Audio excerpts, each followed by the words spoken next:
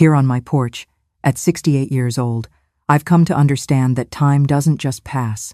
It settles. It becomes sediment, with every wrinkle a layer of pain and triumph.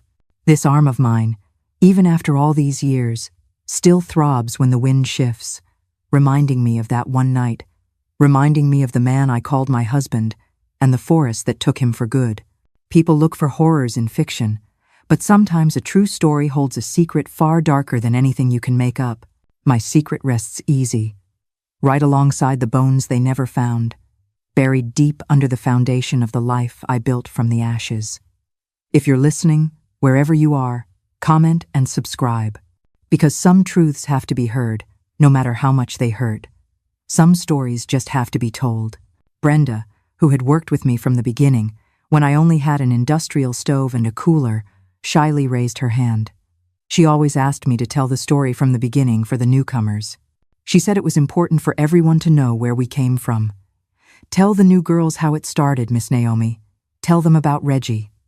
A shiver traced its way down my spine. Reggie. While stories of my struggle were the bedrock of these meetings, his name was a ghost we rarely summoned. The old-timers knew it was a forbidden subject, a door best left closed. The younger ones didn't even know who he was. Better that way. Some names are best left buried with their owners. Do you all really want to hear this story again? I asked, my gaze sweeping over the younger girls, some young enough to be my granddaughters. They all nodded, their eyes wide with a mixture of fear and fascination. Even my son, who had heard it 1,000 times, settled in to listen. It seems that stories of survival never get old, do they? Especially when they involve blood, drug money, and a body that was never found. I felt a shiver run down my spine when I heard that name. Reggie. It had been a long time since anyone had said that name near me. The old-timers in the neighborhood knew it was a forbidden subject. The younger ones didn't even know who he was. Better that way. Some names are better left buried with their owners. Do you all really want to hear this story again? I asked, looking directly into the eyes of the younger girls. Some were young enough to be my granddaughters. Many weren't even born when it all happened. They all nodded yes. Even my son, who had heard it 1,000 times, sat down to listen again. It seems that stories of overcoming never get old, right? Especially when they involve blood, drug money, and a body that was never found. I'll go back to 1973, when I was a 16-year-old girl, full of dreams and with my head in the clouds, like every young woman of that era. I was born and raised in a rural town in western Maryland, a place that now has a university, but back then it was just dust, livestock, and plantations. From the age of 12, I worked as a maid in the house of a family of doctors. I slept in the small room in the back, woke up before sunrise, and only went to sleep after the dinner dishes were sparkling. I earned a pittance, but I saved every penny under the thin mattress where I slept. I dreamed of buying a sewing machine and opening my own studio. At that age, I thought sewing wedding dresses was the peak a woman could reach in life. Mrs. Peterson, my boss, was actually good to me, taught me to read better, let me watch daytime television with her. Sometimes, she was the one who took me to get my ID card when I turned 16. Every young lady needs her documents, she would say. Little did I know that that ID card would be my only possession when I ran away from there. A few months later, it was at a block party at the community club that I met Reggie. Nowadays, parties are different, but back then it was more behaved, you know. There were even whole families at the parties. I had gone with the daughter of my boss's neighbor, who was always inviting me to parties. It was my only fun after working all week. He was there, standing, leaning against the wall, looking at me like someone picking fruit at the market. A grown man, 28 years old, at a time when that seemed almost old to me. All dressed up, a pressed button-down shirt, shoes that shone, a gold chain around his neck. Among those boys my age, in shorts and flip-flops, he looked like a television star. "Want a drink, princess?" he asked when he passed by me. I was embarrassed. I had never had an alcoholic drink in my life, but I accepted so as not to be rude. The way he spoke, the way he looked, made me dizzier than any drink could. Reggie said he was a salesman, He traveled selling construction materials all over the state. He had his own car, a beat-up yellow Chevy Nova parked at the club's entrance, drawing more attention than anything else in that quiet town. He told me he had a house in Baltimore, near the waterfront. For a girl who had never seen the ocean, that sounded like a fairy tale. That night, we danced until the party was over.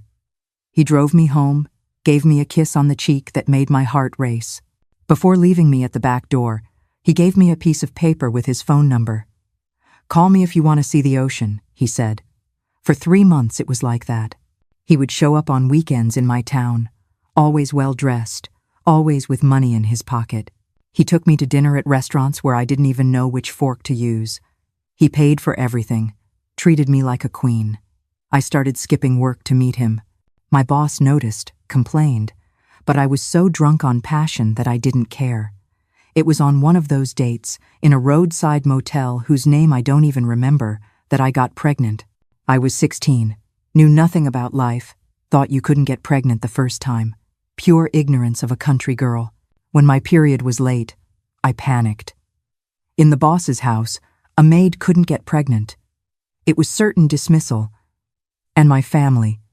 My father would literally kill me.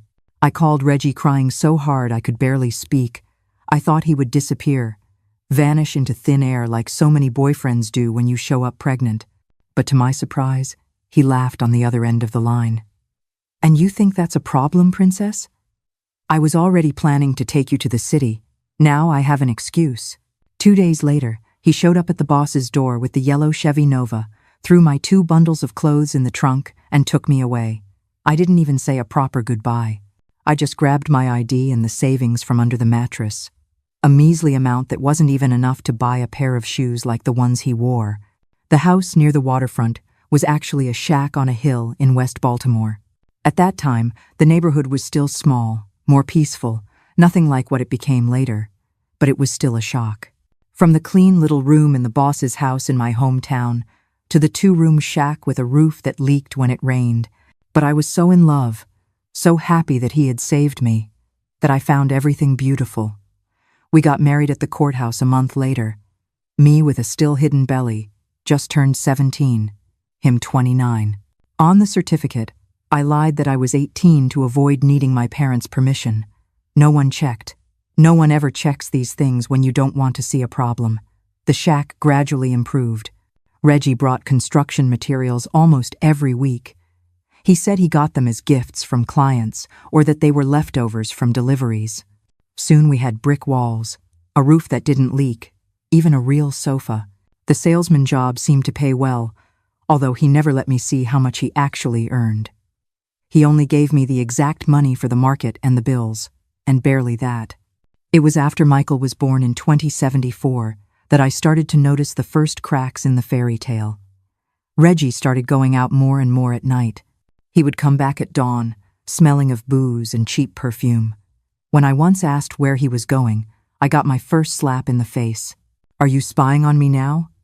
I'm out on the street earning money to support you and this kid. What do you want? For me to stay here changing diapers?" It was just a slap, but the shock was as great as if it had been a punch. No one had ever raised a hand to me before, not even my father, who was tough. I cried all night, the baby crying along, as if he understood his mother's pain. In the morning, Reggie brought flowers and chocolates. He apologized, said he had drunk too much, that work was stressful, that it would never happen again. I believed him. Of course, you always believe the first time. The nightly outings continued, the money increased, the house improved, new clothes appeared, but the story of being a construction material salesman no longer held up. Who sells cement and bricks at dawn? And why so much cash always in his pocket? "It's because the clients pay in cash," he would answer when I asked. "It's construction business you wouldn't understand." West Baltimore was changing along with my life. More shacks appearing, more people arriving, some basic services appearing, and along with them the first more organized drug spots, the first clashes between gangs, the first shootouts. In 2077, when I was already pregnant with my second son, Daniel, I had to throw myself on the kitchen floor with Michael under me to protect him from the bullets whizzing outside. Later, Reggie appeared at home all agitated, sweaty, with a cut on his forehead.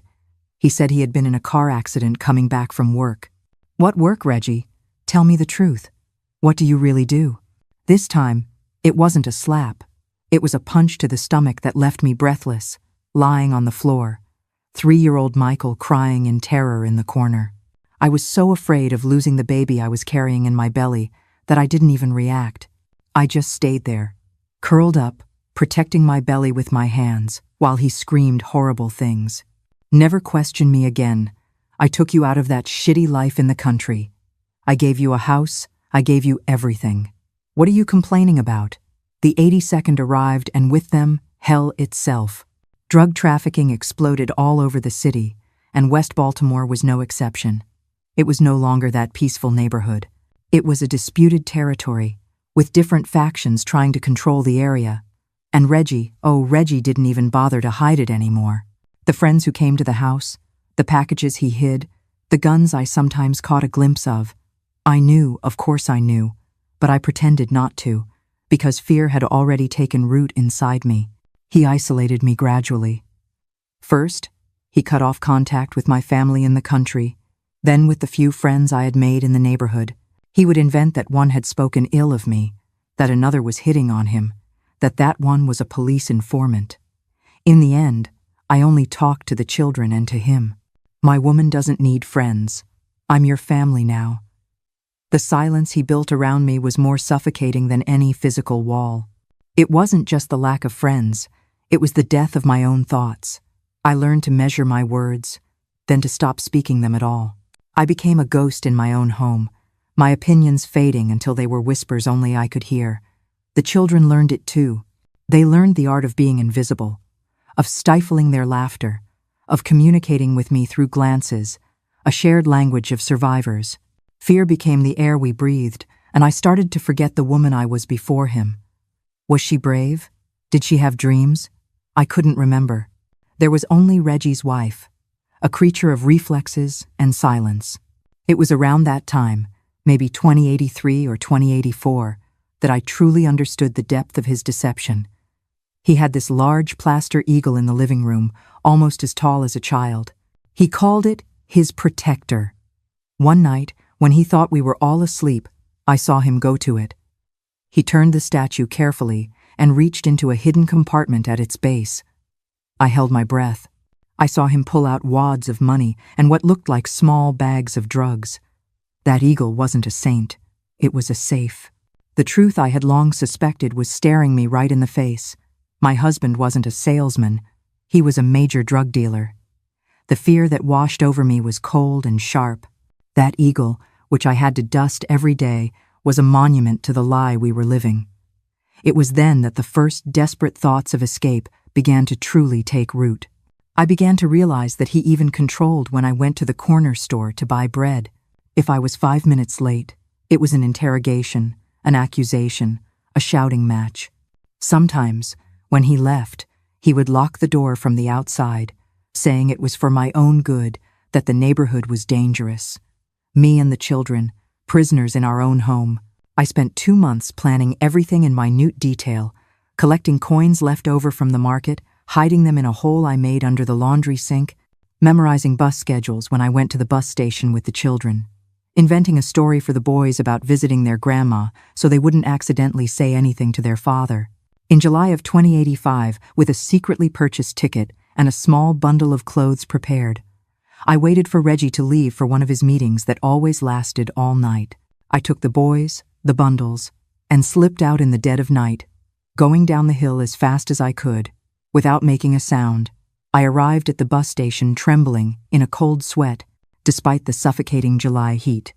I bought the ticket for 4 the morning, the first bus to my hometown. I sat in a corner with the boys who were sleeping against me, exhausted from the midnight adventure. That's when I saw him enter the bus station, his eyes scanning the place like a predator. The blood in my veins froze. How? How did he find out? I later learned that one of his soldiers saw me going down the hill with the children and found it strange, so he called him. I tried to hide behind a pillar, but it was too late. Our eyes met across the hall. At that moment, I saw my death sentence in his eyes. Reggie crossed the bus station like a bull. He grabbed my arm with such force that it left the marks of his fingers and dragged me outside. The boys crying, people staring, but no one getting involved. Who would mess with a man of that size, with a look on his face like he would kill anyone who came near? "You're going to regret being born," he whispered in my ear as he threw me into the car, and he kept his promise. When we got home, he sent the boys to their room and locked the door from the outside. Their screams still echo in my head to this day. "Mommy, Mommy." And they couldn't do anything, poor things. Neither could I. What happened in that living room, between those walls that don't tell what they see, was the worst beating of my life up to that point. It wasn't a slap. It wasn't a punch. It was a full-on beating from someone who wants to break every bone in your body, who wants to leave you unrecognizable. He used his belt. He used his hand. He used a piece of wood he ripped from the broken table. He only stopped when I couldn't even scream anymore, collapsed in a corner, blood pooling on the concrete floor. "The next time you try to run away," he said, his voice calm now, lighting a cigarette like someone who just finished a routine job, "I won't hit you. I'll break the little legs of those boys one by one. Understood?" I understood. Of course, I understood. And at that moment, lying on that cold floor, the taste of blood in my mouth, something broke inside me. Sometimes, broken hope is the beginning of something else, something stronger than mere expectation. Naomi lost her hope, but did she lose everything? Let's listen on and discover what kind of strength can rise from the ashes of such despair.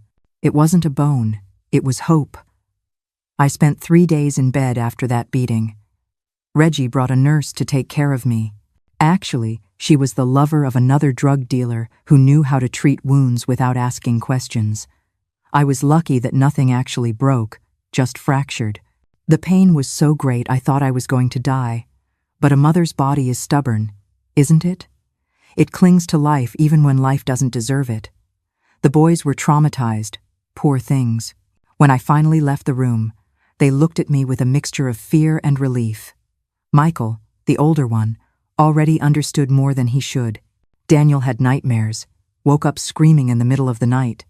And Reggie went back to being the perfect husband for a few weeks. He brought presents, spoke softly, even helped with the children, as if nothing had happened. And life continued in this sick cycle. Good days when he was in a good mood, when business was good. Bad days when someone crossed him on the street, when he lost money, when he drank too much. Me, like a punching bag, the boys growing up, seeing it all, learning to be quiet when their father arrived, not to make noise, to be invisible. In 2089, when I thought my life couldn't get any worse, I found out I was pregnant again. Michael was already 15, Daniel was 12, and there I was, 32 years old looking 50, expecting another child from that man. I cried secretly in the bathroom throughout the pregnancy. It wasn't fair to bring another child into that hell. But what choice did I have? The neighborhood at that time was already in open war. Trafficking had taken over everything. Different factions, disputing every alley, every corner. Reggie had risen in the ranks, as they called it. He was no longer a foot soldier. He had men under him, controlled an area, had respect. The kind of respect that comes from the fear you earn with blood. When I started to feel the labor pains, on a hot January night in 2090, Reggie was at one of his meetings. I called the payphone they used to communicate, but no one answered. I sent Michael to call for help, but that night there was a shootout. No one dared to leave their house. It was there in our room, with only the 2 boys to help me, that Liam was born. Michael, at 15, had to deliver his own brother, following the instructions I gave between contractions. Daniel heating water, bringing towels, crying with fear and worry. And me, I bit on a piece of sheet so as not to scream too loud and wake the neighbors, because even that I was afraid of. What if someone heard and came to help? What if Reggie later thought I had a man in the house? Liam was born perfect, thank God. A strong baby who didn't even cry much, as if he already knew that in that house it was better to stay quiet. When Reggie arrived, 2 days later, he didn't even ask how the birth had been. He looked at the baby, grumbled something like, "Another mouth to feed," and went to sleep. That night, breastfeeding my youngest, looking at the other two boys sleeping on a mat on the floor, I made a decision. I wouldn't try to run away anymore. I had already learned that lesson the hard way. But I also wouldn't live only in fear anymore. Somehow, some way, I was going to turn things around, even if it took years, even if I had to swallow a lot of crap, a lot of humiliation. One day, those 3 boys would have a better life, and so would I. Every cent of his blood money, I vowed, would one day become our salvation.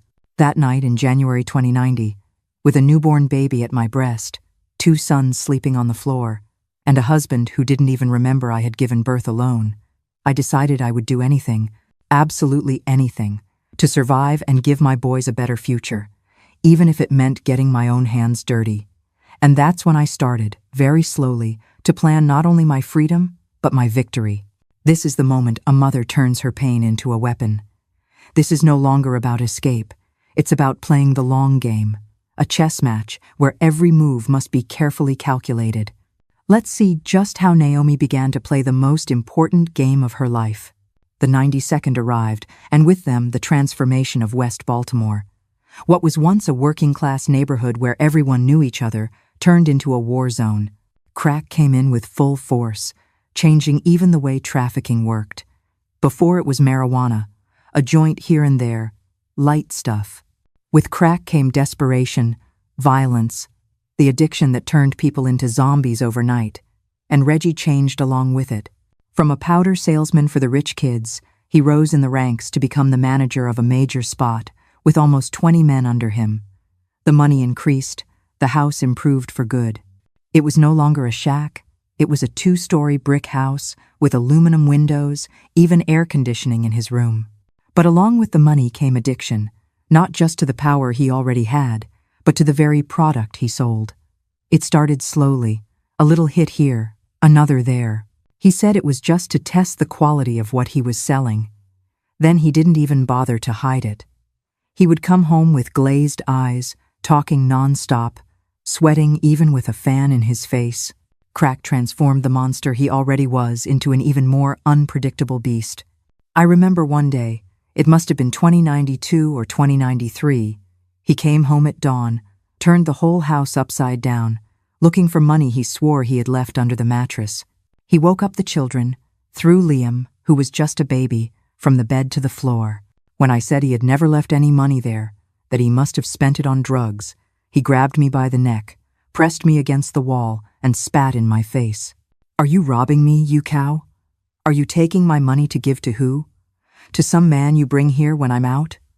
Michael, now 18 years old, as strong as his father, tried to intervene. He got a pistol whip to the head that left a nasty cut, a scar he has to this day, hidden under his hair. Daniel, 15, hugged his little brother and hid under the bed, trembling. These scenes became more common. The drug-induced paranoia made him see betrayal everywhere. If I took 2 minutes longer to come back from the market, it was because I was with another man. If the food tasted different, it was because I was trying to poison him. If the money he brought home, less and less because he spent almost everything on crack, didn't last the whole week, it was because I was stealing. Once he accused me of putting rat poison in his food, dragged me by the hair to the table, and forced me to eat the whole plate in front of him. "Eat, you miserable bitch. Eat what you poisoned." I ate everything, choking on my tears, the boys watching in horror. In the end, he laughed, that laugh of someone who's not right in the head, and said, "The next time you think about killing me, remember you'll eat the same food I do." But nothing was worse than the humiliations in front of others. Because Reggie liked an audience, he liked to show his soldiers, the other dealers, that he had a completely dominated woman at home. It was his way of proving he was a man, that he had power, as if beating a woman and child was proof of anything other than cowardice. There was one time, at his birthday party at our house, he insisted on these parties with barbecue, drinks, loud music, just to show off what he had. He invited the whole leadership, the other managers, even some bigger bosses. In the middle of the party, after much snorting and drinking, he called me in front of everyone. "Come here, woman." I went, already trembling because I knew that tone. He took a gold bracelet out of his pocket, one of those thick, expensive ones, showed it to everyone. "See this?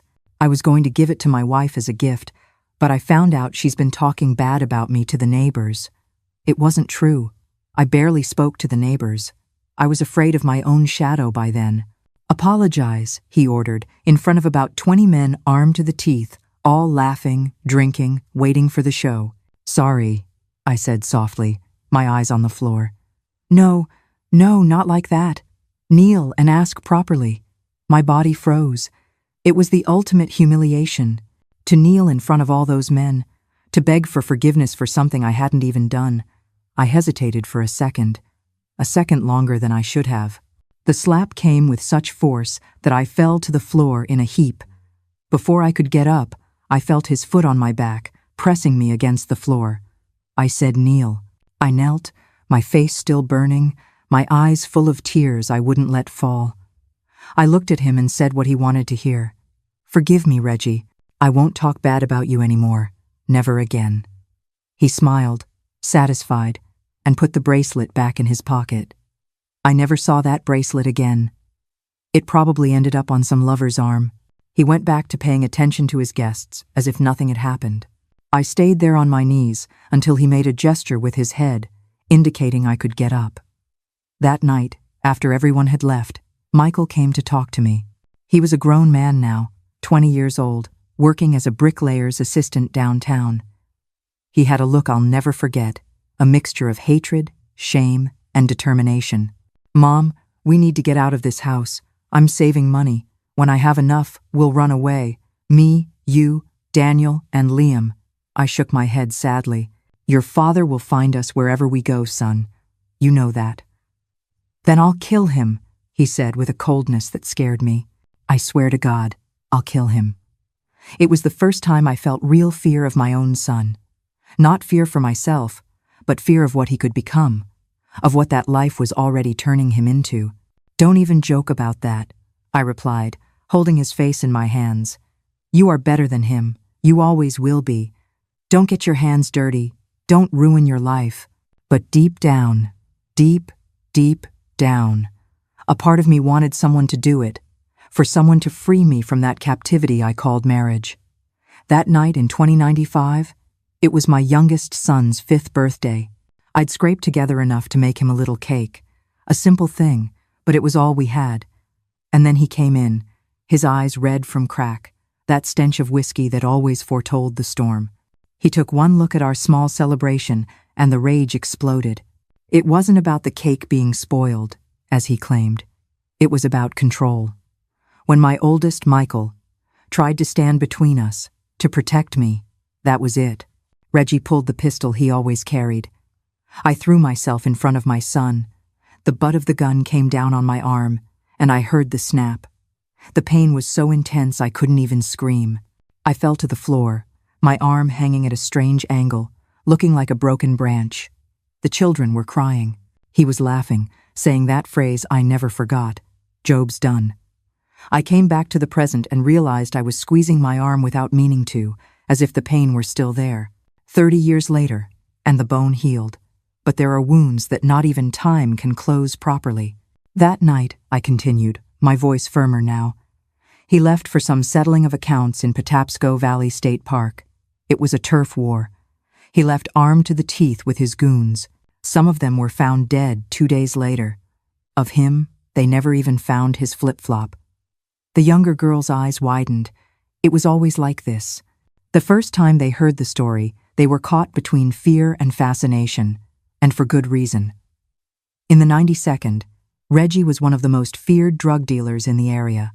He wasn't at the top of the command, but he had his territory, his crew, and a temper so bad that even his partners were afraid of him. "But that's where the real story begins," I said, sitting in the chair I had previously used as a stage. "Because the day my husband disappeared wasn't the end of my misery, it was the beginning of my victory." I took a deep breath, letting the noise of the present fade away. To make them understand the woman I am today, they had to meet the girl I once was. A girl whose life was set on a different course entirely in 1973. It all began when I was a 16-year-old girl, full of dreams and with my head in the clouds. I started. I was born and raised in a rural town in western Maryland, a place that now has a university, but back then it was just dust, livestock, and plantations. I closed my eyes for a second and let the memory return. I could almost see their eyes shining with curiosity. This was the part of the story they liked the most. How a semi-literate woman, with 3 young children, a broken arm, and the widow of a drug dealer, who didn't even have a body to confirm the death, managed to build a meal prep empire that today supplies half the companies in the downtown business district. I knew where he hid the money, I confessed, lowering my voice as if it were still a secret, even after all this time. Inside the saint, a large plaster eagle, one of those really big ones. It was hollowed out inside. He kept money, drugs, sometimes even a small gun. My son shook his head, smiling. He knew this part. He even joked that he was raised on money from a saint, a heresy I pretended not to hear. "And what did you do with the money, Miss Naomi?" asked one of the new girls, one who had come recommended by a friend. Her face was marked by a burn scar, a timid demeanor. She had already told me that her ex-husband had thrown boiling water on her during a fight. I smiled, looking at the restaurant's facade visible through the window. The colorful sign that read, "Naomi's Kitchen since 1996. Below, in smaller letters, "Taste of Freedom." Only those who knew my story understood the double meaning. "I bought an industrial pot," I answered, feeling the pride swell in my chest, as it always did when I reached this part. The biggest pot this neighborhood has ever seen. I started selling lunchboxes at the construction site down the street, where that boutique hotel is today. 10 plates on the first day, 20 on the second. By the end of the month, I had a line of workers waiting for my food every day. I pointed to Brenda, the oldest of all. "This one here was my first employee, Gator's wife. Remember him? Fell from the narrow alley during a chase. Left her with 4 mouths to feed. She came to my door crying, desperate. I put her to work chopping onions the same day." Brenda wiped a tear with the corner of her apron, proud to be part of that story from the beginning. Today she was the manager of the second restaurant, owned her own house, and her 4 children were all educated. I got up again, walking between the tables as I spoke. It was my way of telling a story. I could never stay still. Every woman in this room has her own version of my story. Each one had her Reggie. Some are in prison, others are dead. Some disappeared just like mine. But we all have this in common. We were reborn from the ashes they tried to make of us. I stopped in front of the large window that overlooked the bay. The sun was beginning to set, painting the sky orange and pink. Down below, the city that the tourists know. Up here, the city that only those who have lived it know what it's like. When you look at me today, you see a successful businesswoman, the owner of Naomi's Kitchen, who has 3 restaurants, contracts with big companies, a lawyer's son. But I want you to always remember, before all this, I was a woman with a broken arm, crying on the kitchen floor, with 3 small children watching. The silence in the room was absolute. Not even the noise of the cars down below seemed to reach us. The difference between staying on the floor and getting up is the same difference between being buried alive and being reborn. And in this neighborhood, my people, we choose to be reborn every day. At that moment, as if rehearsed, my phone rang. It was the manager of the other restaurant, the one near the waterfront, telling me that a large order had arrived for next week. I answered quickly, gave the instructions, and when I hung up, I realized it was time to end the meeting. The girls needed to go back to their homes, their families. "Next week we'll continue this chat," I said, giving the signal that the meeting was over. Because the story of how an uneducated woman turned dirty money into honest food is too long for just one day. They left one by one after hugging me. My son stayed last, looking at me with a mixture of admiration and curiosity. "Mom, to this day, you've never told anyone what really happened to Dad that night, have you?" I met those eyes so much like my own, and smiled faintly. Some truths are like that dense forest. It's better to leave the secrets buried where they are. Some questions don't need an answer, my son. The important thing is that he never came back to break any more of my bones, and that every cent of that dirty money today feeds honest people. My son, the lawyer, he wants facts, and evidence. But some things aren't for a courtroom, honey. Some nights, a woman has to be her own judge, jury, and, well, you get the picture. The forest keeps its secrets, and so do I. I ran my hand through his hair, now a graduated lawyer, and thought about everything that had happened since that night in 1995. The fear, the pain, the hunger, then the struggle, the work, the achievement. An entire life summarized in before and after that man disappeared into the woods. "Come," I said, pulling my son by the hand. "Let's have dinner on the terrace. From there you can see Patapsco Valley State Park. Sometimes I look over there and wonder if he's seeing what I've built with the money he thought was only his." The night had already fallen over the city when we went up to the terrace. The city lights sparkled below, and farther away, the darkness of the forest, where so many secrets lay buried, including, perhaps, the bones of the man who almost destroyed my life but ended up inadvertently giving me the means to rebuild it. The worst day, the day that changed everything, was in May of 2095, a date I never forgot, because it was the day my life split in two, before and after. It was Liam's birthday, 5 years old. I had made a simple cake, one of those box mixes with chocolate frosting on top.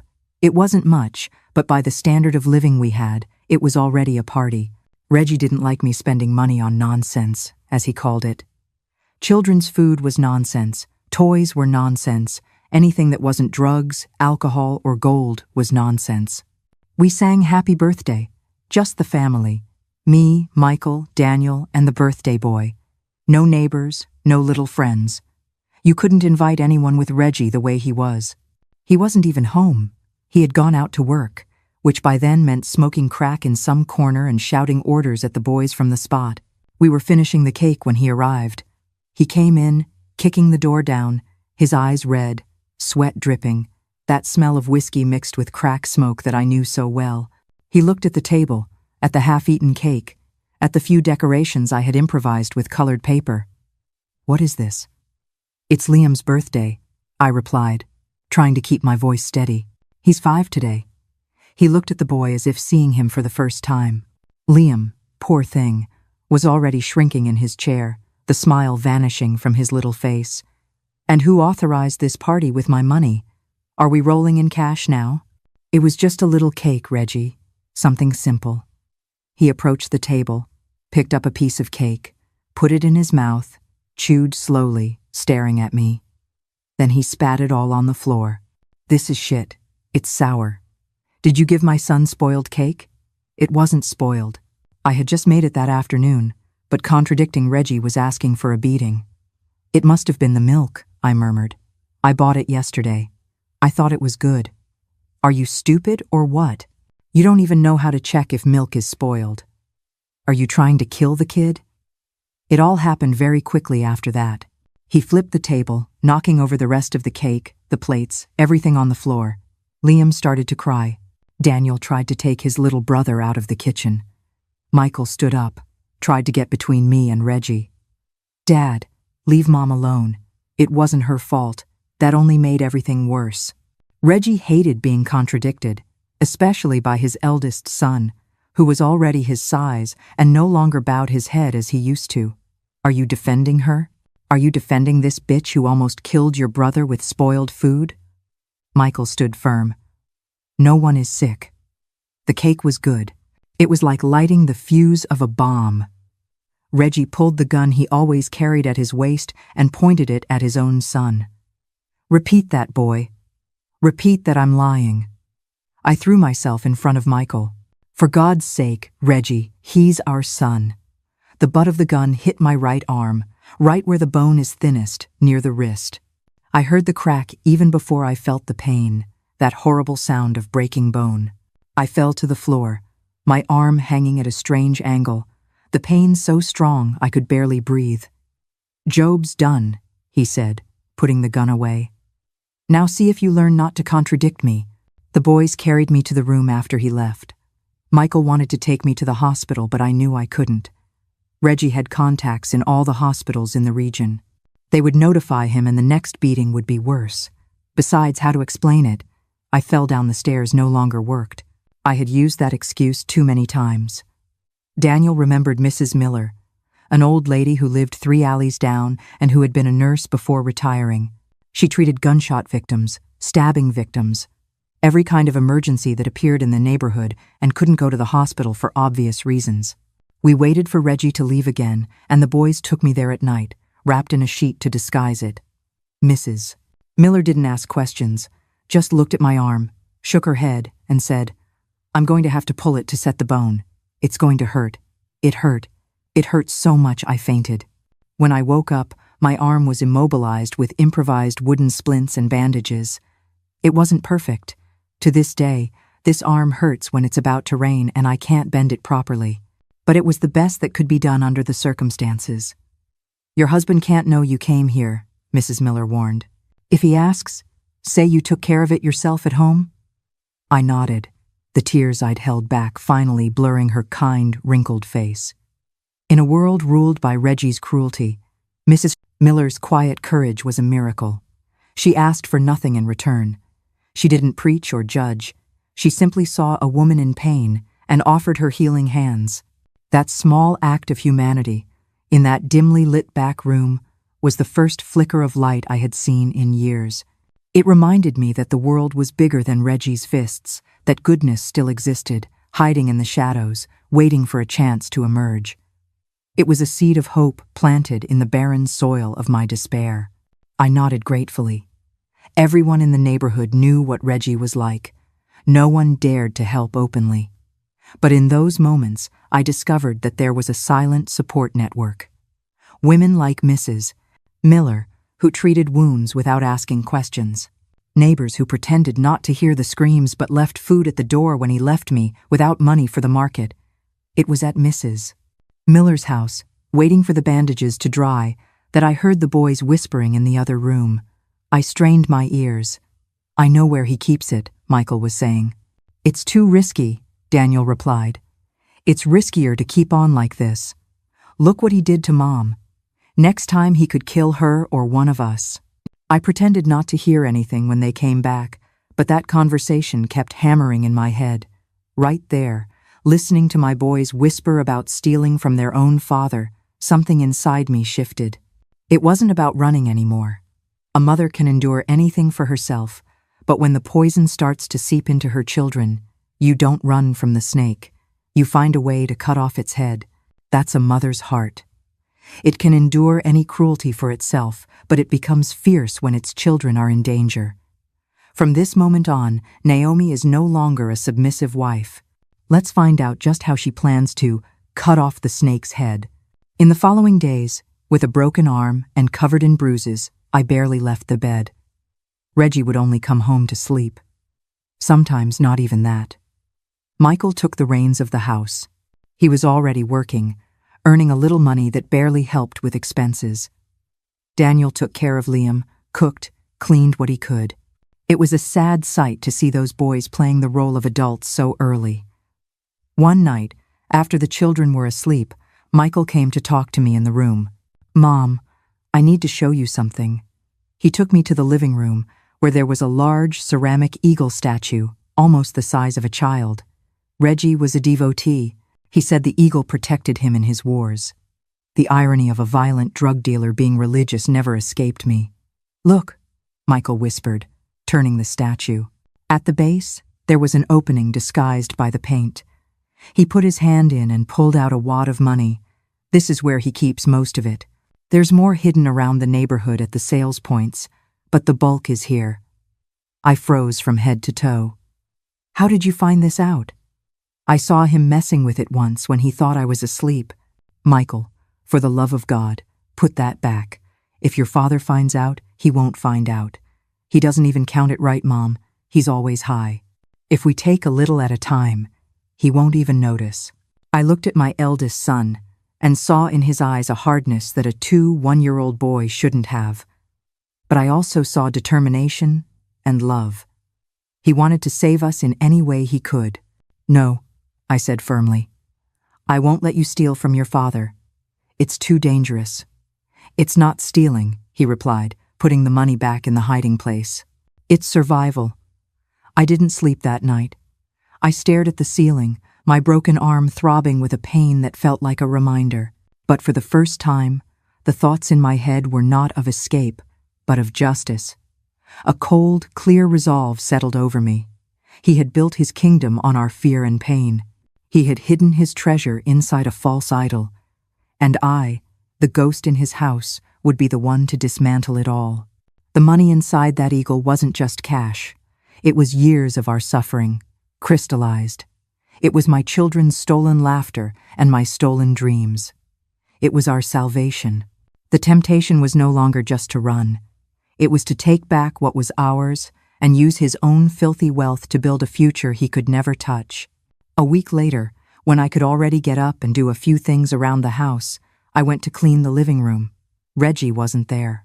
He hadn't shown up for 3 days, a common thing when he went on one of his crack binges. I stopped in front of the eagle, looking at those plaster eyes that seemed to judge me. "Forgive me, Saint," I murmured, before turning the statue and opening the secret compartment. Inside, besides several wads of money, there was a small revolver and some packets of what I imagined was cocaine. I took only 1 wad of money, the smallest one, and closed everything up again, positioning the eagle exactly as it was before. But where to hide it? It couldn't be inside the house. Reggie turned everything upside down during his paranoid fits. It had to be a place he would never think to check. That's when I remembered Mrs. Davis, the neighbor from the back alley. She was a blind, widowed old lady who lived alone in a small, tidy house. Every now and then, I would bring her a plate of food, wash some clothes for her. She always said, "Anything I can do for you, Naomi, just ask." The next day, with the excuse of bringing her some beans I had cooked, I went to her house. I explained my situation, not the whole truth, but enough that I needed to hide some money from my husband for an emergency, for the boys. "You can keep it here, my child," she said without hesitation. "He will never think of looking in the house of a blind old woman." Thus began our scheme. Every week, I would take a small amount from the eagle's hiding place. Never the same amount, never on the same day of the week, and I would take it to Mrs. Davis. She kept it in an empty powdered milk can, which we later buried in her backyard, under a basil plant. That money was my light at the end of the tunnel. It grew slowly, but it grew. I did the math in my head. How much would it cost to rent a house far away from there? How much would I need to support myself and the boys until I could find work? How much to start a new life where no one knew us? The older boys knew about the plan. Michael even contributed part of what he earned as a bricklayer's assistant. Daniel kept watch, warned when their father was coming back. Only Liam, at 5, was left out. A small child can't keep a secret. It was a family conspiracy against their own patriarch. Bizarre, isn't it? But it was either that or continue to be massacred. June of 2095 was a tense month in the neighborhood. A major police operation had resulted in the seizure of a huge drug shipment that was to be distributed in the area. The loss was great for everyone involved, including Reggie. He was furious, more violent than ever. He would spend days without coming home, and when he did, it was only to vent his anger on whoever was in front of him. "You're bad luck, woman," he would shout, breaking things around the house. "Since you appeared in my life, everything goes wrong. You are bad luck personified." I endured it in silence. I knew that soon the hidden money would be enough. I just needed to hold on a little longer, just a little longer. In July, the tension in the neighborhood worsened. It wasn't just the police. There were rumors that a rival faction was planning to take over the territory. Armed men began to circulate more openly. Watch posts were reinforced. The entire West Baltimore was on high alert. On the 15th of July, I'll never forget that date, Reggie came home in a state I had never seen before. He wasn't just high or drunk, he was possessed by something I can only describe as pure fury. His eyes glazed over, his mouth foaming, his hands trembling so much he could barely hold his cigarette. Those sons of bitches from East Baltimore are trying to invade. They think they can take what's mine. I tried to calm him down. I offered food, coffee, anything to distract him from that state. I don't want any damn food. I want respect. I'm going to show them who's boss here tonight. He opened the eagle, took the revolver, more money, put it all in his pockets, and called some of his soldiers on the radio. Within half an hour, the living room was full of armed men, all agitated, talking about breaking things, sweeping the area, leaving a message. I understood what was happening. They were going to invade the rival territory. It was a suicide mission.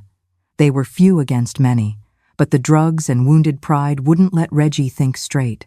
"Stay with the kids," he ordered as he was leaving. "When I get back, I want hot food on the table and a bottle of whiskey to celebrate." At the door, he hesitated for a moment. He turned, looked at me in a strange way. It was a look I had never seen in him before. It wasn't anger or contempt. It was almost fear. "If I don't come back," he said, lowering his voice so only I could hear, "there's more money hidden in the mattress in our room, under the lining. Take it and disappear with the boys." I was paralyzed. It was the first time in all those years that he had shown any concern for our well-being if something happened to him. For a second, just a second, I saw a glimpse of the young man I fell in love with at that party so many years ago. "Are you sure you have to go?" I ventured to ask, my voice almost a whisper. He had already gone back to being the usual Reggie, tough, cold, violent. "Are you doubting me, woman? Do you think I'm a coward?" "No, of course not. It's just, I'll be back when I'm back. And woe to you if you're not here waiting." One final threat before he ran into the darkness. Will Reggie return to make Naomi wait, just as he ordered? Or will that forest forever bury the secrets of this fateful night? Let's stay with Naomi and her children as they endure the longest night of their lives. He left, slamming the door, the other men behind him, like a pack following its leader. From the window, I saw them going down the alley, guns in hand, determination in their steps. They were going to Patapsco Valley State Park, the dense forest that separates some neighborhoods, to use the darkness as cover for the attack. I called the boys who were hiding in their room since their father arrived. I explained that he had left with his men, that there could be a shootout, that we needed to stay alert. "If you start hearing gunshots, everyone to the bathroom, lie down in the tub. Understood?" I instructed, as I had done so many times before.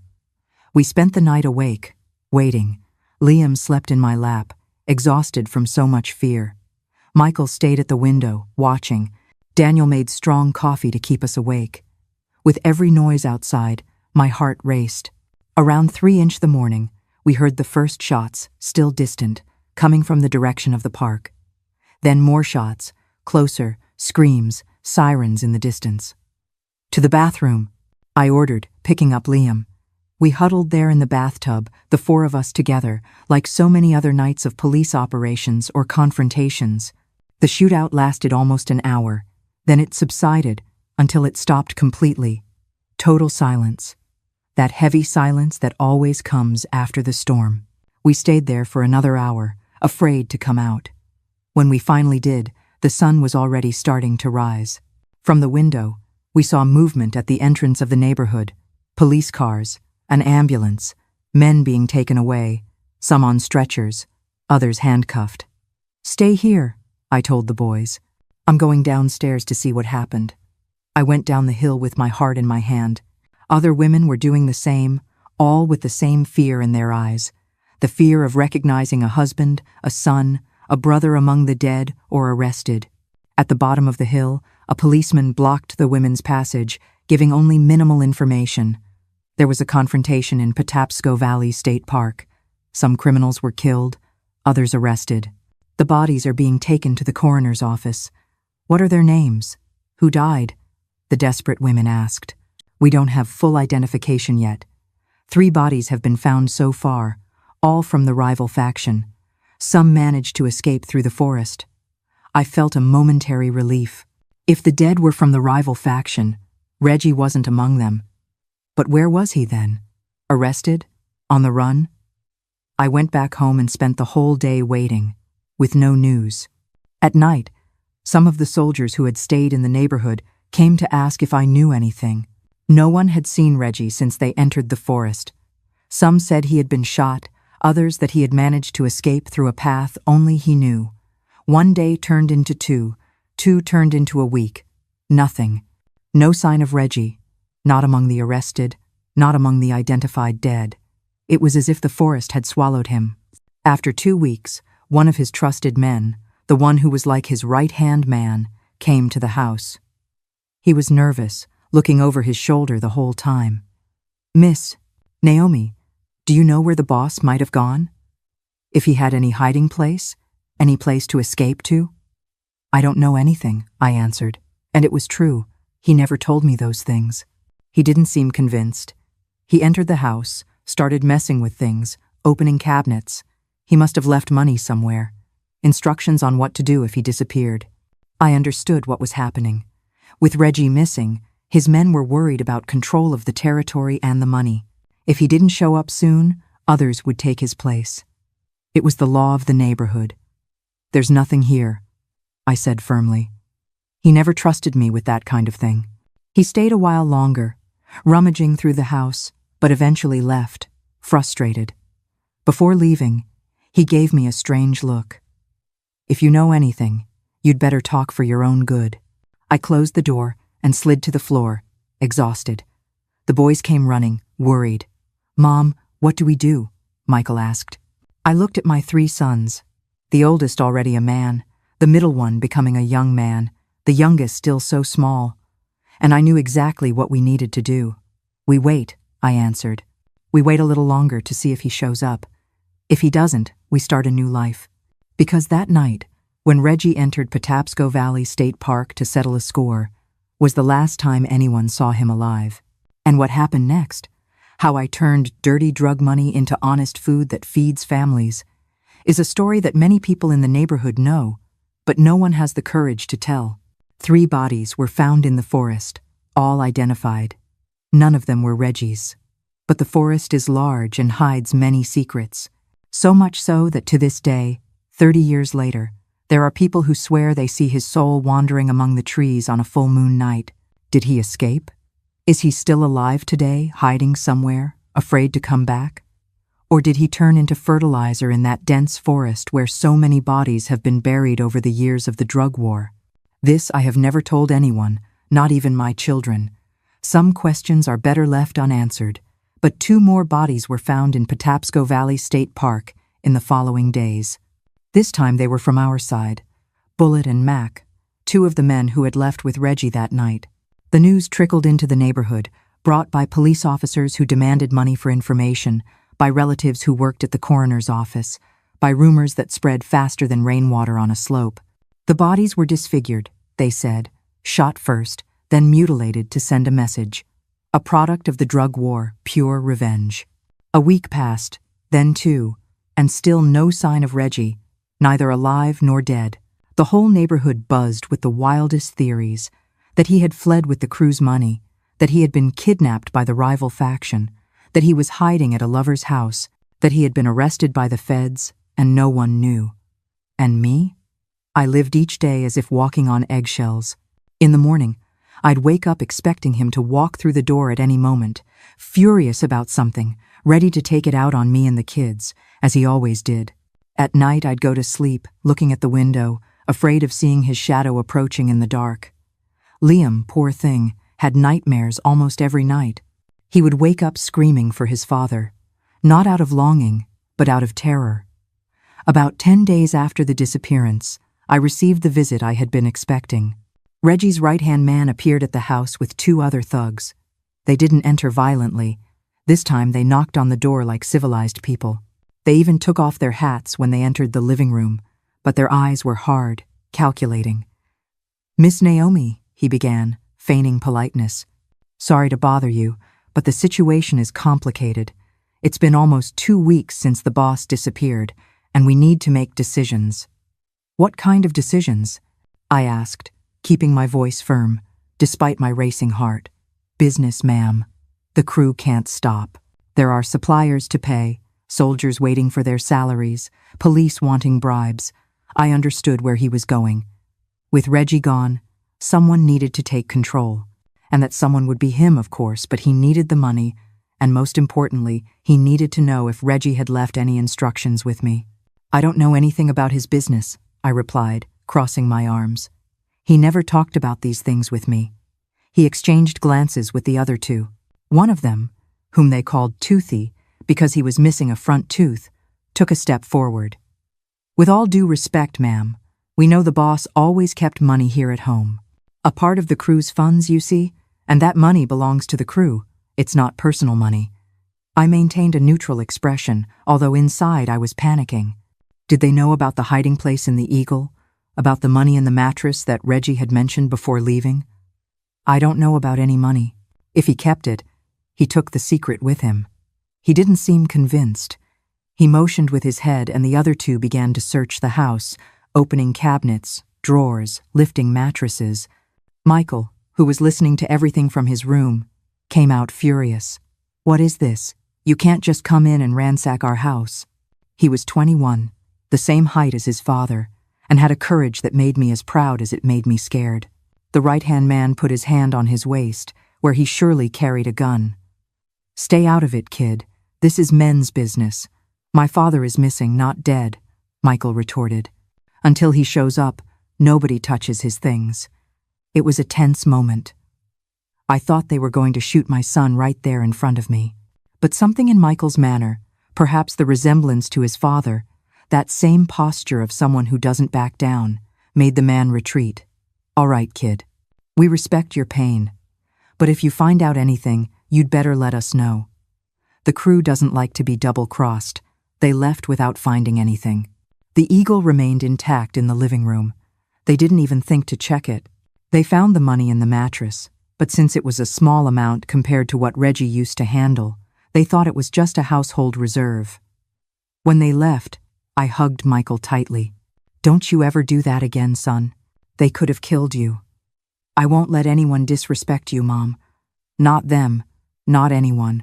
That night, after the children were asleep, I went to the Eagle, opened the secret compartment, and took out all the money that was there. A large sum, the most I had ever seen together in my life.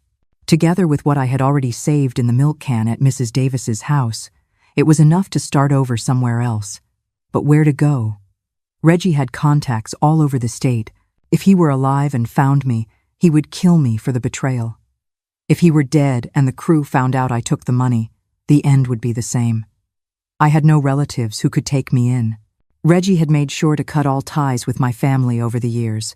I spent the whole night awake, thinking, and when the sun rose, I had made my decision. I wasn't going to run. I was going to stay and turn that dirty money into something clean. Something that could give my children a future. A decision as risky as it was extraordinary. Naomi chose to stand and fight instead of run, to turn the very weapon that destroyed her into the foundation for a new life. The journey to build the Naomi's Kitchen empire officially begins now, and it won't be an easy one. Run? Run where? I'd seen it 100 times. A woman runs and the monster's legs are always longer. Number? The only way to be truly free wasn't to run from his ghost, but to stand on the ashes of his kingdom and build something he could never touch. That's real power. The weeks passed and turned into months. August, September, October. Still no Reggie. The rumors continued that he had been seen in Bel Air, that he had fled to Canada, that he was living with a woman in Philadelphia. But nothing concrete. No one from the crew had officially taken his place, which was strange. It seemed they were waiting for confirmation of his death before making the replacement. Or maybe they were afraid. Reggie had many enemies, but also powerful allies. In the community, things remained tense. More frequent police raids, disputes between factions, a feeling that something big was about to happen. Michael insisted that we should use the money to get out of there for good. "Mom, we could go to the Midwest and start over there. No one would find us." But I felt that running away would be admitting guilt. And more than that, it would be abandoning the only thing I knew as a home, however dysfunctional it was. "No, son, we're going to stay and do things differently. It will be right here that I'll show the world that Reggie's wife is not just Reggie's wife." In November of 2095, 4 months after his disappearance, I made my first move. I went to the lower part of West Baltimore, where Mr. Henderson's warehouse was, a gentleman who sold construction materials. He knew me by sight, knew who I was, or rather, whose wife I was. "Mr. Henderson, I want to rent a piece of your warehouse," He looked at me suspiciously. "For what, ma'am?" "I'm going to start a meal prep business. To sell plates at the construction site down there." He scratched his head thoughtfully.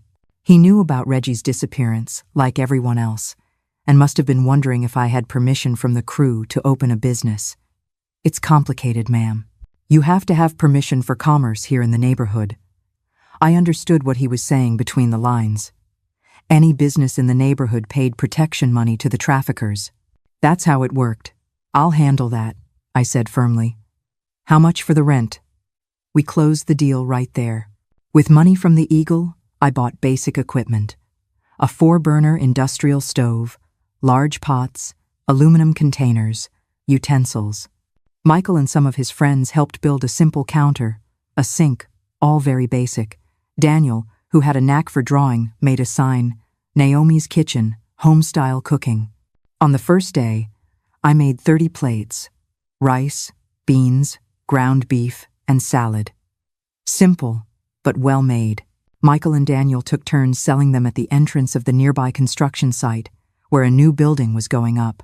They came back an hour later, with all the plates sold and orders for the next day. "Mom, the guys loved it. They said it's much better than the food from the truck that comes by." It was as if a flame had been lit inside me, one that had been extinguished for many years. I was good at something. I could create, produce, be more than a punching bag. The next day, I made 40 plates, then 50. Within a week, I was making 100 a day and still couldn't keep up with the demand. I hired 2 helpers, women from the community who, like me, had difficult stories and needed work. We expanded the menu, started serving not only the construction site, but also small offices in the area and even some houses that requested delivery. The boys took turns with the deliveries after school. Even Liam, still small, helped by packing disposable cutlery and napkins. The money started coming in clean, honest, hard-earned. Of course, it was nowhere near what Reggie earned from trafficking, but it was ours. And more importantly, no one got beaten to earn it. But not everything was a bed of roses, of course. One day, I was alone in the warehouse preparing the next day's food when the door opened. It was a man I had never seen, in a suit despite the heat, with that look that only a city detective has, Naomi Grace Washington. I froze to my soul. It was the first time in months that someone had called me by my full name. "Yes, that's me." He came in, looking around with curiosity. He took a badge out of his pocket. "Detective Robert Miles. I'm investigating the disappearance of your husband, Reginald Washington." I feigned surprise. After all this time, I thought no one from the police cared. "The police always care, Miss Naomi," he said with a smile that didn't reach his eyes, "especially when it comes to prominent figures like your husband." I continued stirring the pot of beans, as if his visit hadn't pulled the ground from under my feet. "I don't know how I can help. I've already told you everything I knew when he disappeared." "That's an interesting business you've set up here," he commented, ignoring my response. "It started right after he disappeared, didn't it?" I understood immediately where he was going. I wasn't stupid. Yes, I needed to support my children, since I was left alone. Of course. It's admirable. I just wonder." He picked up a spoon, tasted the beans straight from the pot. "Wow, this is delicious. I just wonder where you got the capital to start. Opening a business, even a small one, costs money." I kept my gaze firm, even feeling the cold sweat run down my back. "Savings and help from neighbors." He laughed, a humorless laugh. "Miss Naomi, we both know your husband wasn't a man who would leave savings lying around unless—" He kept looking at me, waiting for me to complete the sentence, to fall into the trap. I didn't fall, unless he trusted his wife very much. He completed himself, which, from what I know of Reggie, wasn't the case. I dropped the wooden spoon, facing him directly. "What do you want, detective? If you've come to accuse me of something, say it now." He raised his hands in a gesture of peace. "I'm not accusing anyone, just doing my job, investigating a disappearance." We were silent for a few seconds, sizing each other up. "You know, Miss Naomi, I've always admired entrepreneurial people who take lemons and make lemonade, who know how to reuse resources. He took a card from his pocket, placed it on the counter. "If you remember anything about your husband, give me a call. And if you need any guidance on business licenses, permits, those bureaucratic things, I'm also at your disposal." I understood the message between the lines. He knew, or strongly suspected, that I had used drug money to open the business, but instead of arresting me, he was offering protection in exchange for a share of the profits. That's how it worked in the city. Even the police wanted their slice of the pie. "I'll remember that, detective. Thank you for the visit." When he left, I had to sit down, my legs trembling so much they could barely support me. It was a new kind of danger, one I hadn't foreseen, but also, in a way, a validation. My small business was already attracting attention. It was already big enough for the police to want a bite. The following week, I sent Michael to deliver a special lunchbox to the address on the detective's card. Along with it, an envelope with money. Not much, but enough to show goodwill. It was the price of peace, I knew, the first of many payments I would make over the years to keep my business running without interference. In early 1996, Naomi's Kitchen was already a well-known name in the region. We had expanded to a larger space, still in the same warehouse, but now occupying almost half of it. In addition to the meals for workers and offices, we started supplying for small events, birthday parties, meetings. Daniel, who had a knack for numbers, handled the accounts. Michael coordinated deliveries and the purchase of supplies. It was a legitimate family business, but we lived in a delicate balance. On one hand, I paid the fees to the crew, now led by a cousin of Reggie's, who had taken over after a 6-month impasse. On the other hand, I kept Detective Miles informed about the progress of the business with regular contributions. And in the midst of it all, I tried to maintain the facade of a hard-working widow, supporting her children with the sweat of her own brow. The truth is that the money from the Eagle, which no one ever found out I took, had been fundamental. Without it, I would never have been able to take the first steps. But now the business was standing on its own 2 feet, generating enough profit to reinvest and even save a little. It was in mid-2096 that the first major challenge came. A group of drug dealers from East Baltimore, the same one that had clashed with Reggie on that fateful night, showed up at the warehouse. There were 5 armed men led by a guy they called Juice. "So this is where Reggie's wife hides," said Juice, looking around with contempt, selling plates while her husband rots in the forest. I froze. Did they know something I didn't? Was Reggie really dead, confirmed? "My husband disappeared," I replied, trying to keep my voice steady. "I don't know what happened to him." Juice laughed, a laugh that sent shivers down my spine. "Of course you don't know, and I'm a priest." The others laughed too, a laugh that had a threat behind it. He came closer, getting so close I could smell the cigarette smoke on his breath. "Now listen up, lady. West Baltimore is changing hands. Soon it will be our territory, and when that happens, all businesses will pay a fee to us, understand?" "I already pay the crew," I replied, feeling a courage I didn't know I had. "I'm not paying twice." "You'll pay who we tell you to pay," he growled, grabbing my arm, the very one that had been broken and still ached when the weather changed. "Or else you'll close, one way or another." At that moment, the back door opened, and Michael came in, carrying boxes of tomatoes. Seeing the scene, the armed men, one of them holding his mother's arm, he dropped the boxes and charged forward without a second thought. "Let her go, you bastard." It was chaos. The men drew their guns, pointing them at Michael. Juice let me go, turning to face my son. I thought that was the end, that they would kill him in front of me, then kill me, and everything I had built would go down the drain. But then something unexpected happened. Michael, instead of attacking, stopped a few steps away and spoke, his voice surprisingly calm. "You don't want to do this. It's not good for anyone." "Who are you to tell us what's good for us, kid?" Juice replied, the gun still pointed. "I'm Reggie's son, and I know things you'd like to know." That got their attention. Juice lowered his gun a little, intrigued. "What kind of things?" "Where the weapons my father hid are, where the supplier's contacts are, and where the part of the money you think disappeared with him is." I was in shock. What was Michael talking about? Did he know things I didn't? "And why would you tell us this?" Juice asked suspiciously. "Because I want to make a deal." You leave our business alone, without paying any fees. And in return, besides the information, we'll provide free plates for your men every day. It was a bold, almost absurd proposal. To feed the men of a rival faction for free in exchange for protection, but it was also brilliant. Food was a valuable asset in the neighborhood, especially for soldiers who spent days at their posts without being able to leave to eat properly. Juice thought for a moment, looking from Michael to me, evaluating the proposal. And how do I know it's not a trap, that you won't poison the food? Michael took a step forward without fear. Because I'm not stupid. If one of you gets sick, we all die. It's a mutually beneficial agreement. You get good food, we get protection. There was a long pause, tense as a guitar string about to break.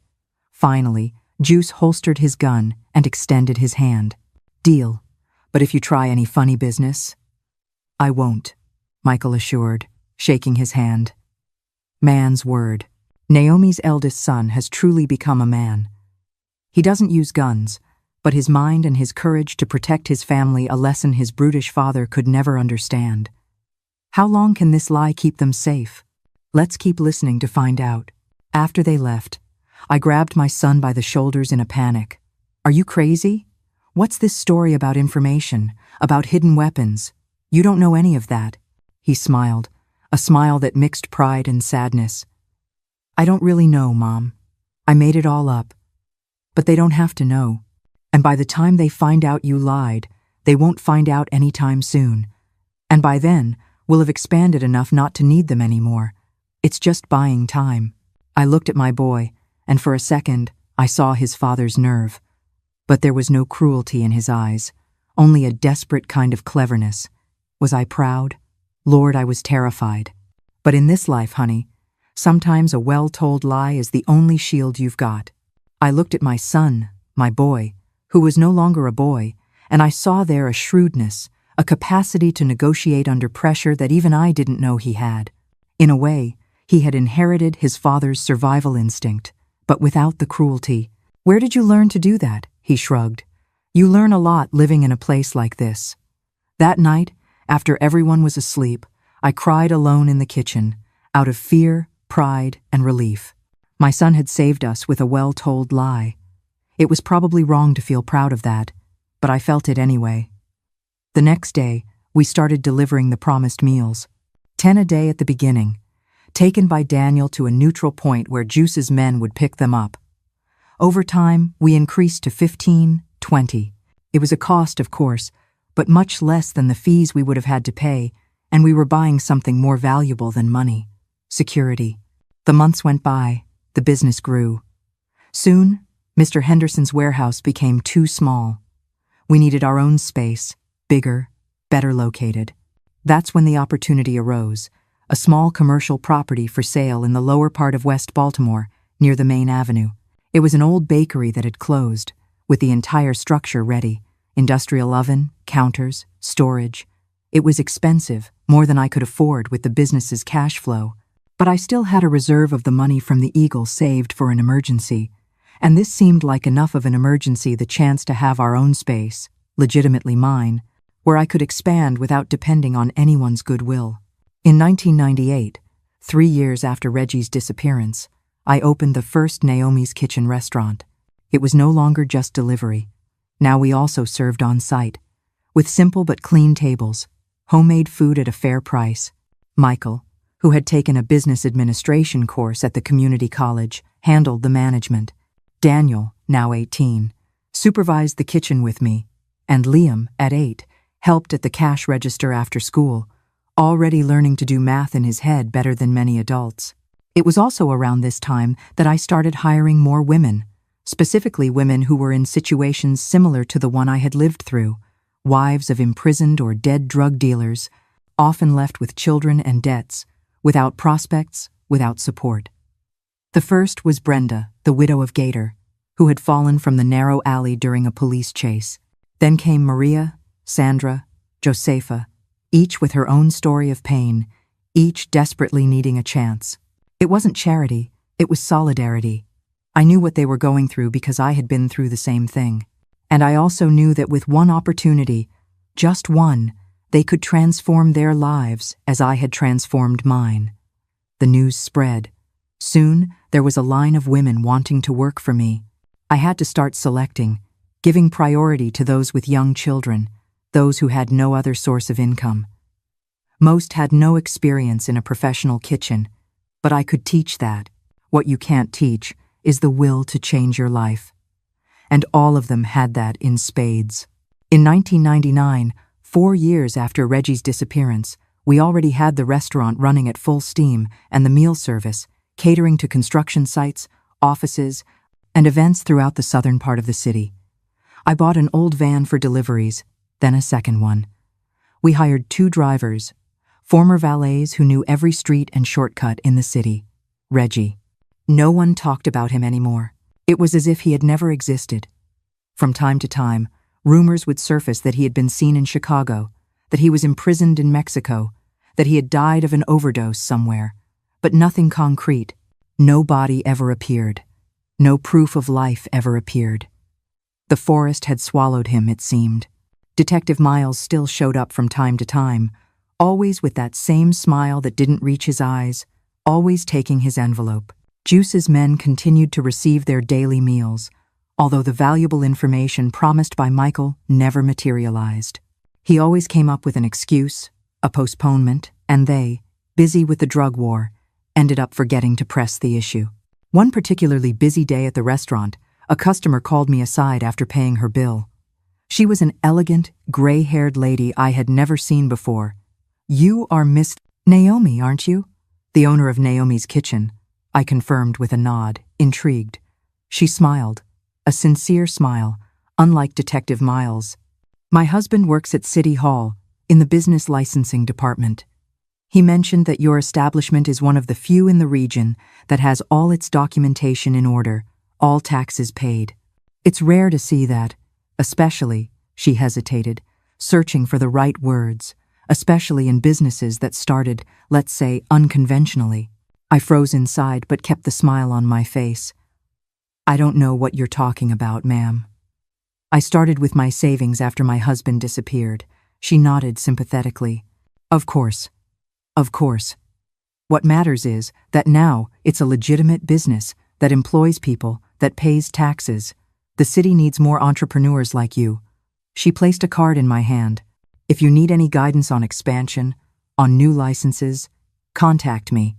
It would be a pleasure to help a woman who has done so much with so little." When she left, I stood looking at the card thoughtfully. It was from the Municipal Secretariat of Economic Development. A valuable contact, no doubt, but also a reminder that my past, or rather, Reggie's past, would never be completely buried. There would always be someone who knew or suspected or had heard rumors. The difference now was that I was no longer afraid of those rumors. I had built something solid, something real. The dirty money had turned into honest food, which fed families, which generated jobs, which paid taxes. That's what mattered. The money was dirty, yes, but if it was going to sit there inside a plaster eagle, or if it was going to be used by other traffickers to buy more guns, more drugs, more death, why not turn it into something that generates life? That's what I did. And if I could go back, I would do it all the same. Because on that July night in 2095, when Reggie went into the forest and never came out, it wasn't just his fate that changed. It was mine too, and my children's, and that of all the women who work with me today, who have a decent salary, who can support their families without depending on any man. In the end, maybe it was the best thing Reggie ever did for us. Disappear. 30 years have passed since that night Reggie walked into Patapsco Valley State Park and never came back. 30 years of struggle, of work, of rebuilding. Today, in 2025, when I look out the window of my office on the 3rd floor of the Naomi's Kitchen building, I can hardly believe the transformation not just of my life, but of the entire business that was born from the desperation of a broken woman. We have 3 restaurants now. The first one, at the entrance of West Baltimore, is still running, though it's very different from the renovated bakery we opened in 2098.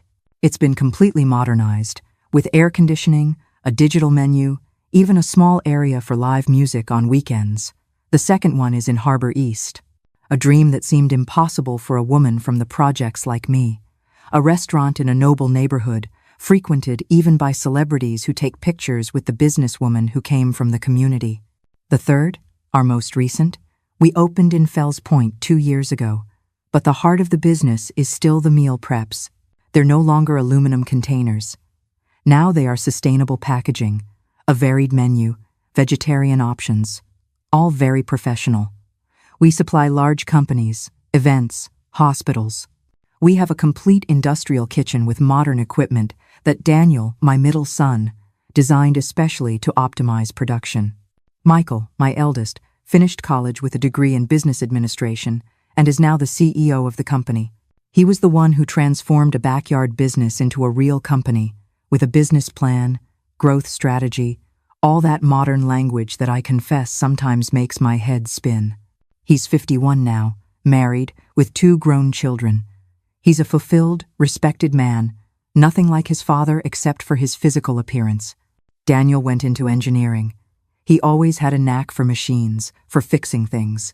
When we were still operating in Mr. Henderson's warehouse, he was the one who kept the equipment running, improvising parts when we didn't have money to buy new ones. Today, at 48, besides designing our kitchens, he has a small consulting firm for restaurant equipment. He married one of our former employees, Denise, who started by washing dishes and is now a trained nutritionist.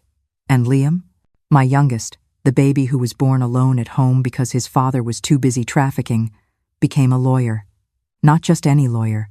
He graduated with honors, passed the bar exam on his first try, and got a postgraduate degree in business law. At 35, he handles all the legal aspects of the company, the contracts, the licenses. He was the one who legally structured our system of prioritizing the hiring of women in vulnerable situations, ensuring it was within the law. My boys, sometimes, when the 3 of them are together in the same room, talking about business, I just watch from a distance, my heart nearly bursting with pride. I think about how they could have ended up, like so many other children of drug dealers who follow the same path as their parents, entering a life of crime early. If Reggie had been present in their upbringing, that would probably have been their fate. But his disappearance, which at the time seemed like a tragedy, was actually a liberation. Today we have over 100 employees, and I say female employees because 90% are women. It's our hiring policy. Priority for female heads of household, especially those in vulnerable situations, victims of domestic violence, widowed or abandoned, single mothers. It's not just out of solidarity, although that counts too. It's because I know from my own experience that there is no worker more dedicated, more determined, than a woman fighting to raise her children. Brenda, my first employee back in the 92nd, is retired now, but she still shows up from time to time for a coffee and to tell the newcomers how it all started with an industrial pot and a lot of courage. Her 4 children all graduated. One is a doctor, another an engineer, one a teacher, another a business administrator. None of them entered a life of crime. None repeated the cycle of violence that their father perpetuated. These are the stories I'm most proud of. Our selection process is different from that of regular companies. We don't care so much about previous experience or education. We can teach that. What we look for is attitude, the will to change one's life. And when we hire, it's not just a job we offer, it's a complete transformation program. In addition to the work itself, all new employees undergo financial literacy training.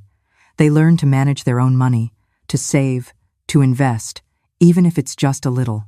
We also offer opportunities to complete their education. Many dropped out of school early, either due to teenage pregnancy or pressure from controlling husbands. We have partnerships with GED programs, technical courses, even colleges that offer scholarships. Several of our restaurant managers today have university degrees, something that seemed unthinkable when they first started. One of our most successful initiatives, and one I talk about little publicly, is the financing of vocational courses for young people from the community. It started small, funding a computer course here, an English course there. Today we maintain a complete training center, disguised as an NGO so as not to attract too much attention. Hundreds of young people have passed through it, many of them children of our own employees, learning professions that keep them away from the path that leads to crime. Why do I do this discreetly? Because West Baltimore has changed, but not as much as it seems. Trafficking still exists, although less overt. Militias have established themselves in various areas, and any initiative that could be seen as competition for young labor is viewed with suspicion by those who control the territory. So, we operate in the shadows, without fanfare, changing lives one at a time. Sometimes people ask me if I'm not afraid. Afraid of retaliation from the traffickers. Afraid of the police, who are still corrupt in many cases. Afraid that the past will come to light and destroy everything I've built. The truth? Of course I am. The fear never goes away completely, but I've learned that fear is like a strong wind. It can knock you down if you stand against it, but if you learn to sail with it, it can take you further. Fear has eyes and ears, my mother used to say back in the country when I was a girl. I only understood the full meaning of that phrase after living with Reggie. Fear makes you see dangers that don't exist, hear threats in innocent words. It paralyzes you, diminishes you, turns you into the smallest version of yourself. That's how I lived for so many years, cowering, silent, obedient, until the day I decided I'd rather die on my feet than continue living on my knees. And Reggie? Well, to this day, no one knows for sure what happened to him. The rumors have never completely stopped. From time to time, a new theory emerges.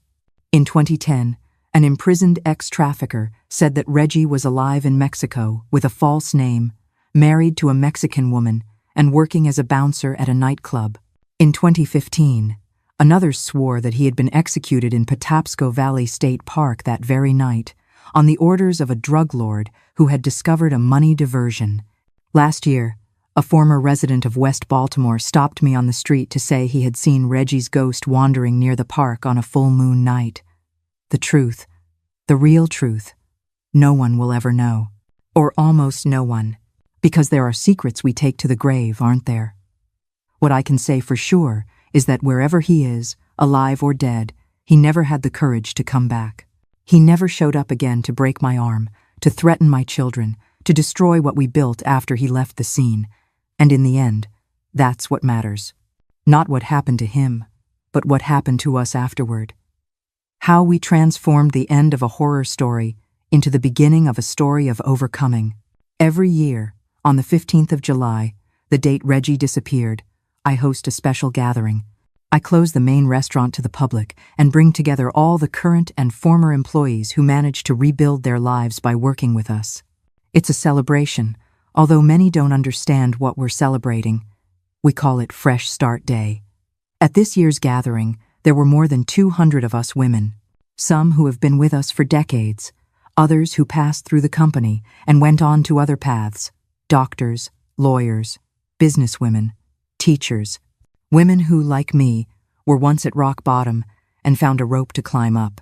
In the middle of the party, Maria, one of the first I hired, now the owner of her own catering business, came to hug me with tears in her eyes. "Miss, Naomi, do you remember me when I arrived?" All bruised, with a swollen eye from being beaten, a missing front tooth because Sergio had knocked it out with a punch. I remembered, of course. It was hard to forget the state she had arrived in, dragging 2 small children, begging for any job because her husband had been arrested and his family had kicked her out of the house. "Look at me now," she continued, smiling with that perfect smile of someone who had spent good money on dental implants. "My own business, educated children, I even have a grandchild in college. All because you believed in me when I didn't even believe in myself anymore." I hugged her back, moved. "I only gave you the opportunity, Maria. You were the one who made it happen. But without that first chance, where would I be? Dead, probably, or worse." Stories like Maria's multiply every year.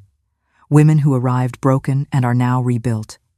Women who turned pain into strength, humiliation into determination. Women who, like me, were once treated like nothing and are now treated like queens, not by men, but by their own achievements. When I look back at that naive girl from the country, who was dazzled by an older man at a block party, I feel a mixture of compassion and pride. Compassion for what she suffered, pride for what she managed to overcome.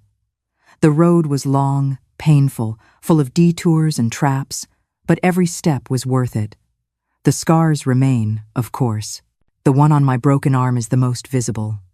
But there are other, invisible ones that only I know exist. On nights of heavy rain, when the wind beats against the windows, reminding me of the punches on the door, I still wake up scared. For a second, I still feel that old fear, but it soon passes. I take a deep breath, look out the window at the city lights below, and remember that I am safe, that we are all safe.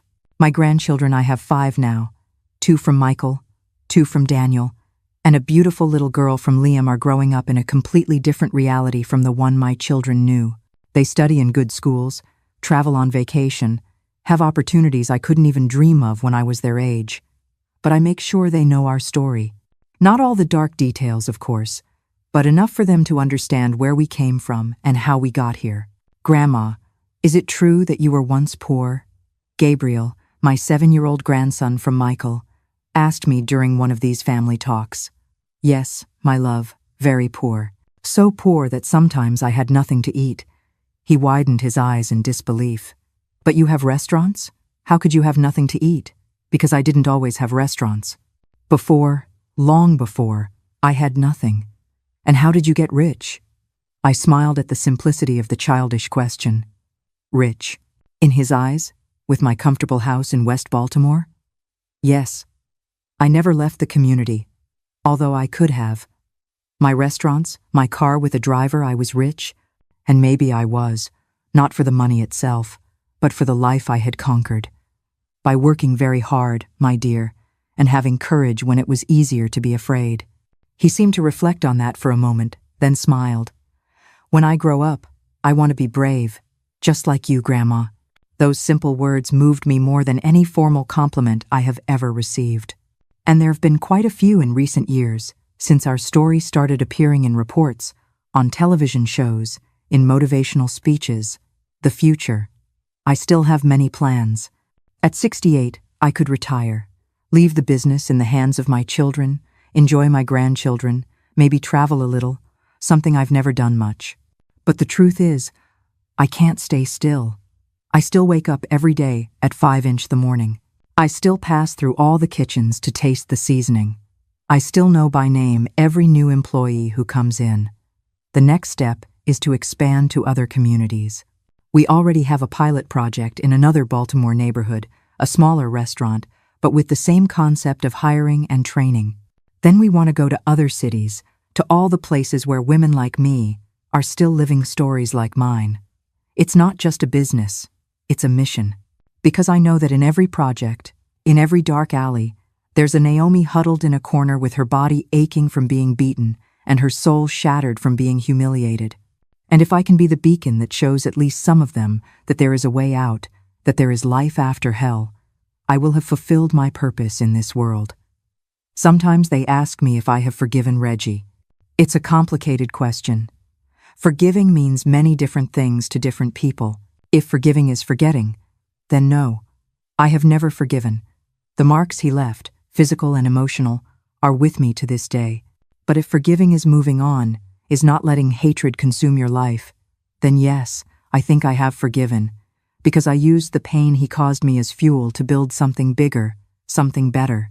Another frequent question is, if I regret anything. If I could go back in time, what would I do differently?